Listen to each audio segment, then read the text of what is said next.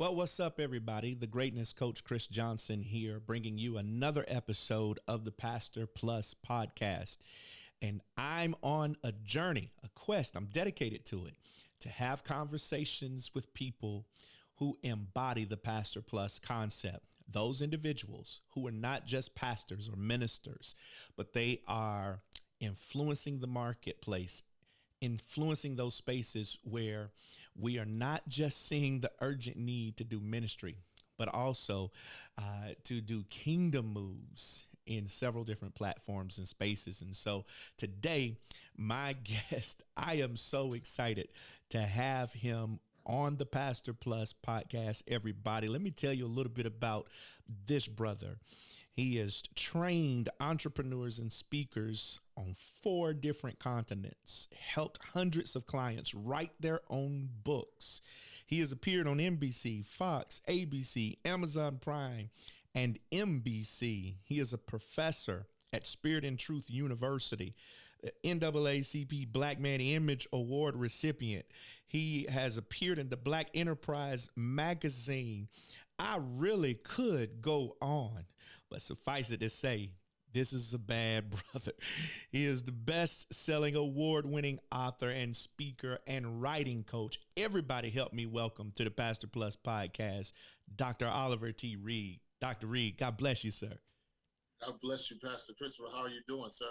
Man, I'm doing awesome. Man, I'm reading your accomplishments, and I'm like, man, is there anything I missed? Oh, no, man. No, man. You got it. I'm just honored to be here. Man, it's so good to have you on, and you mentioned in our conversation earlier that you also are, or you're a previous pastor and apostle. So for those who may not know who you are and know much about your background, can you give us a quick glimpse of your story and how you ended up where you are right now? Yeah, a little about me, man. I was in the church, born and raised. My mom was a pastor and currently still does overseer work in ministry. So all I knew was ministry. So I did my first sermon in chapel. I would say 4th sermon in chapel at 14. Wow. I was voluntold and didn't know that I had a call to do that. So I'm up there, Pastor Chris, just ministering and didn't know the Lord took over. So from there, I went through my journey and season of a man, going through pain, triumphs, ups, downs. And then I became a campus minister when I was in college, still trying to run from that call. And then, started pastoring when I was in my teen years. I remember pastoring at I would say about 2021, and started pastoring, and then didn't know I had this gift of writing, Wow. So from 6th grade, I started writing. In elementary school, I started writing. I was always writing. It was writing sermons. It was writing hip hop. I tried my crack at rap. I did everything you could think of, poetry, spoken word, but this writing thing was just kind of like the fire that was in my bones. It was just kind of the thing that the Lord has really called me to do in all seasons. So I kind of really fell into a lot of things from a broken background, from father's rejection to actually suicide attempt on Christmas Day and being in the church. But Christmas Day, 1995, I never forget it. I wanted to take my own life and couldn't die. Wow. And so I really realized from there, like, there's something that is battling me that is worth the fight. I really kind of say there's something that I'm supposed to be doing. And so after that, man, started ministering all over the world, God opened up doors. But it was when I started to not just preach, but also kind of teach and share my story and show my wounds. I believe we live in a generation that I like to call the Thomas generation, which is the generation that says, hey, I know you, Lord, and what you're doing, the miraculous, but show me the imprints. Wow. And so I really started to talk to a generation where I opened up and showed my pain, my rejection, not having a father, my mistakes, and started to write about it. I call it milking the crisis. So that's just opened doors for me to be a writing coach, write 40 plus books. And I just tell people that I became a book instead of trying to write one. And so that's all I do is just tell my story, allow the Lord to tell my story over and over. Man, I love that you said you became a book. It's so interesting. You look at the Word of God; it was written. the basis of our faith, the tenets of our faith was recorded. It was written, inspired by God, and men wrote it. So how important do you feel like? Do you feel like, I've heard people say that everybody has a book in them? Do you feel like that statement is true, or how can we get people to think about telling their story?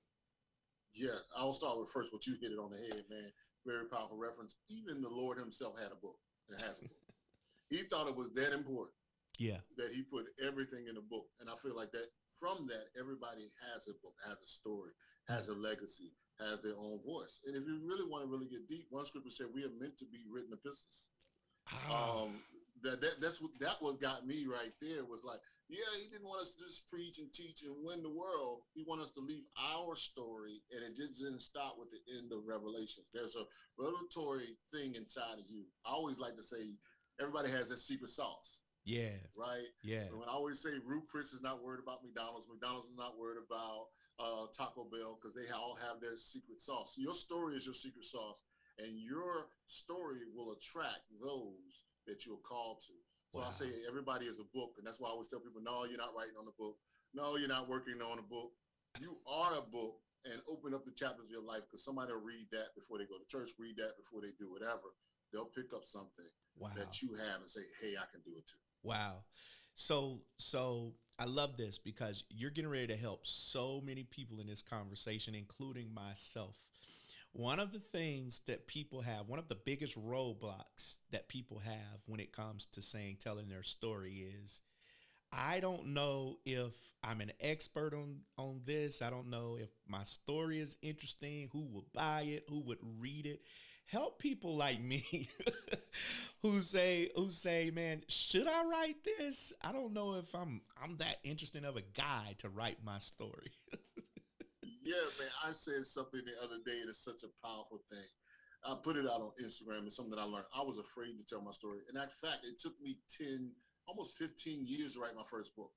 Wow. Right? It took me that long. And one of the things I said in one of my posts is that I would rather tell my story while I am alive than to let somebody else skim over the highlights when I'm dead. Come on, man. Come on. Let me say that. I'd rather tell my story while I'm alive. I'm preaching my funeral every day.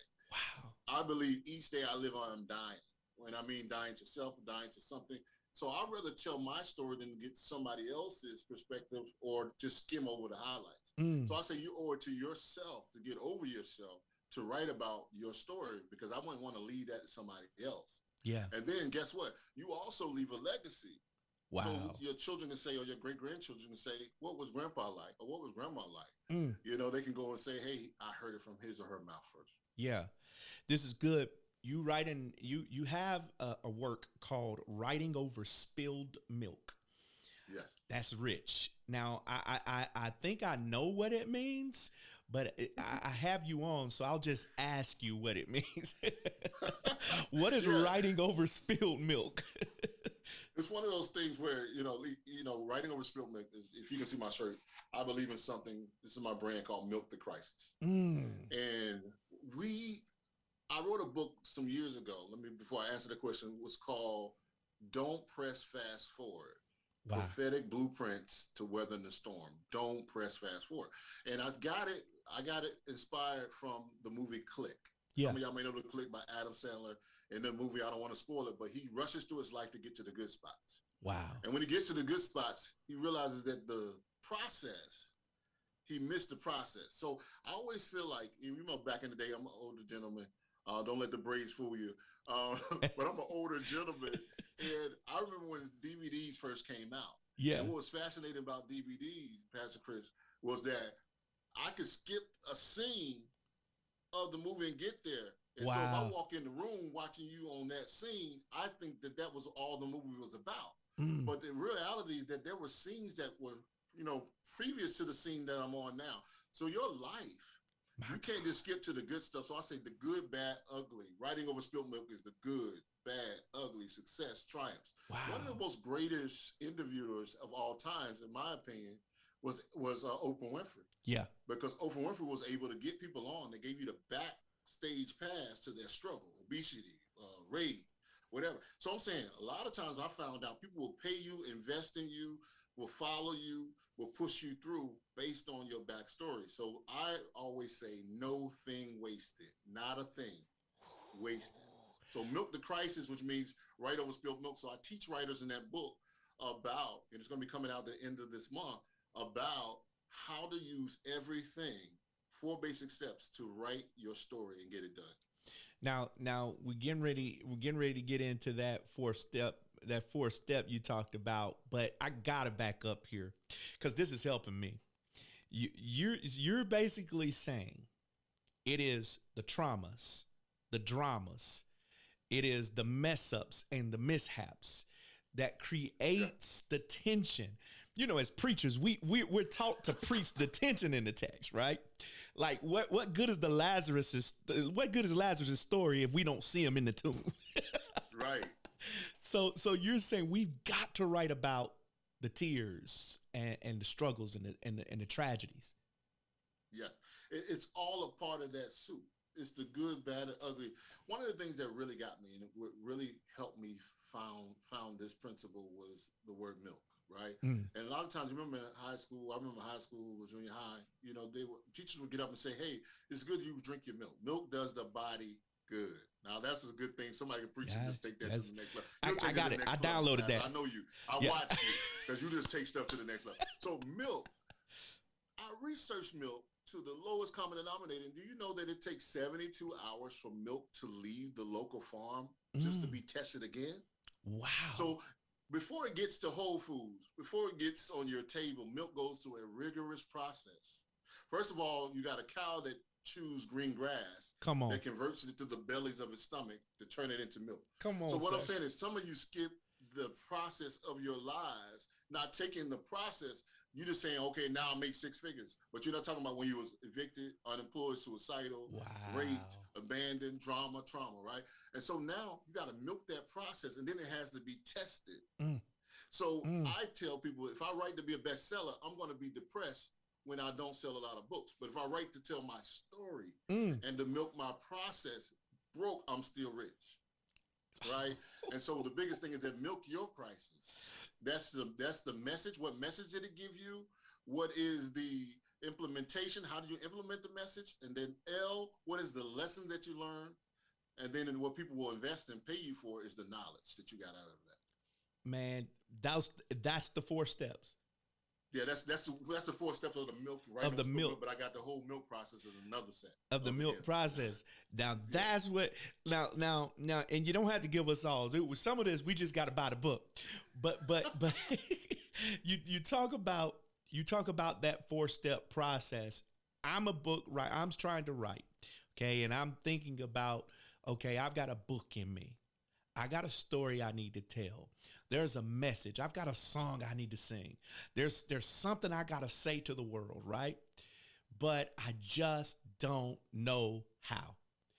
I just don't know where to get started. I get, Dr. Reid, I get people call me all the time because I've had the privilege of writing 4 books. My first 2 books, I think I'll be better at writing them now. Because guess what? I'm getting ready to go get these 4 steps from Dr. Oliver T. Reid. So what would you say to that person who's just getting started? Okay, I'm trying to write my book. Maybe they're writing their first book. What would you say the first couple steps they need to take? A first step is look at yourself in the mirror, convince yourself. We say it in the church world, encourage yourself that you have a message. Because if the enemy or the inner me can convince you that you don't have a true story, your message will always be scattered. Let me say that again. If you don't believe within yourself, and if the enemy, not the enemy, Satan, Lucifer, your baby mama, your baby daddy, cousin, husband, I'm not talking about that as the enemy. Your inner thoughts, you have to speak to and say, hey, inner me, you have a message. Wow. And once you get the message, that's that M, to understand you have a message in the first beginning. Now when you get the message, don't trip over the message, just flow. And so one of the biggest things is that we try to do this editing. We try to say, oh, I want to just produce this novel of my life, and it's got to be in sequential order. I always tell people, and this is one of the jewels I drop for free here, is that write what you're passionate about. It's not hard. If you've been through something and it's bothering you, that's what you write about. If you're angry, there's so many times that writing has been, I always say it's a love affair I have with writing. It's always there. I can embody that writing. I can pour out my tears and heart. I can tell my happy moments in writing. Yeah. And a lot of times when I realize that it's not just getting the book done or writing something, but it is therapy for me. Yeah. And I'm able to share it, and then I will just write what I'm passionate about. So basically, and it doesn't have to be in order. That's another thing I'm gonna give you. You don't have to finish to be finished. Wow. Wow. You don't have to finish to be finished. So basically, if you get the conclusion first, baby, write the conclusion first. This is how it ended. And work your way back. Don't get caught up in how it's going to be. Don't edit. Get somebody, get an editing team, and get a writing coach for that. But you just want to be able to jot your notes down, get what you're passionate about. I don't care if it's on sticky notes, envelopes, Mac or iPad or PC or phone or Google, Android or Google, iPhone. Just make sure you're jotting down something every day. I'll leave this for you real quick, that a word will turn into a sentence. A sentence, sure enough, will turn into a paragraph. Yes, sir. That paragraph, and you keep and be faithful over that, will turn into a page. That page will turn into a chapter. Yes, that sir. chapter will evolve in books. I just gave y'all the formula right there for free. Ladies and gentlemen, listen, in case you're just now joining us, I'm here on the Pastor Plus podcast with a newly found brother. I don't know what is the energy that I feel on this podcast. We're just clicking, man. I feel like I've known this brother for years. Dr. Oliver T. Reid. He is a best-selling author, and he is a speaker, and he is a writing coach. And he's helping us. He's dropping nuggets on us, man, just telling us how to get our message, how to tell our story. Now, I've heard several conversations about this, Dr. Reid. Is it best to self-publish or to get a publisher? Yeah, it's to me, it is better to self-publish. I'm a supporter of self-publishing books. And the reason why, because you keep your royalties, you keep your rights, and you still can have the look of a publishing company. Wow. I love it. And the reason I say that is because a lot of times you're getting pennies on the dollar. You don't own your own work in the traditional publishing company. I've done both before. And I remember my first book was out an entire year and I didn't get a dime for it. And couldn't to this day get a dime for my first release, which led me to be a writing coach. Because I said, hey, man, I don't want anybody to experience what I've experienced. It was on Amazon. It was on Google. It was all over. And I didn't get any royalties because I signed with a publishing company that wasn't integral. Wow. And you've written over, I think you said 30 books? Yes, over 30, 40 books. I've been a part of anthologies, ebooks, audiobooks. That's including all my work, articles, about 40. And I've helped hundreds write their own books. And this is a good place for me to plug. How can we connect with you and your material and your work? How can people get coached with Dr. Reid? Yes, you can definitely go to www.milkwritingsystem.com. That's www.milkwritingsystem.com. I have a free case study, a free training that I'm offering that you can actually get for free and go on there, and that will get you started. If you're just listening to that 6-minute presentation I got right there, you can get started with your book. That is awesome. And everybody, I'm going to put all of Dr. Reid's info in the description of this podcast. And as always, Dr. Reid, these podcasts, I always like my guests to give us our final thought. So whatever you want to leave us with, I'm going to give you that opportunity to do. But before I do that, I just want to do a quick reminder, everyone, June 24th and 25th. All roads lead to Murfreesboro, Tennessee. We're bringing pastors, leaders, influencers, writers even into the room, and we're just pouring into you, showing you how to increase your influence, how to strengthen your impact, and gain valuable insight on how you can do more to impact the world. I believe there's more to you. I'm not telling you, Pastor, to downplay your pastoral anointing. No, I'm telling you, you're a pastor plus an entrepreneur, plus a writer, plus a business owner. You have a pastor plus in you. And so that's what we're going to be doing for 2 days. We're doing professional photos, Dr. Reid. We're doing professional videos. They're going to leave there with promotional videos. We're going to upgrade their Instagram, YouTube. We're going to make sure they leave better than when they came for 2 days on our Pastor Plus camp. So everybody go to my website, cajohnson.org. And I'm so glad you've tuned in to this podcast today. To give us our final thought is my friend and my brother, the writing coach that we have on today, Dr. Oliver T. Reid. Dr. Reid, we're going to close with you. Whatever you want to do, however God leads you. Man, thank you so much, Pastor Chris, man. You're phenomenal.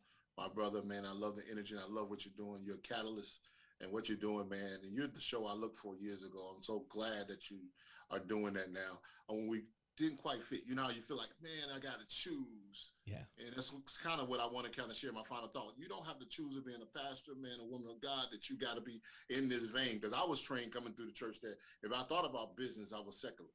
If I thought about reaching people outside of just taking the text and my harmonics and harmonics, you know, then it wasn't there. But I want to tell you that if you're a pastor, speaker, or a coach, and you don't have a book, you're leaving thousands of dollars on the table, not only money, but you're leaving opportunity on the table. A book they will not throw away, right? They'll throw away your church flyer. But if you think about it, your book will get circulated. It'll be given to Goodwill. It'll be taken to Aunt Sally's house. Listen, if you don't have a book and you're already writing every Sunday, that's another thing to think about. You're doing series, you're doing revivals and virtual conferences. Wow. You need to actually get a book. And I would just say this last part. Don't feel bad because you are not late. You are not late, so don't rush your life. My biggest thing, Pastor, that has helped me to become who I am and continue to become is that I realized I wasn't late. What I mean by that, if you get on the wrong bus going the wrong way, you'll still arrive at the right place at the right time. Many blessings.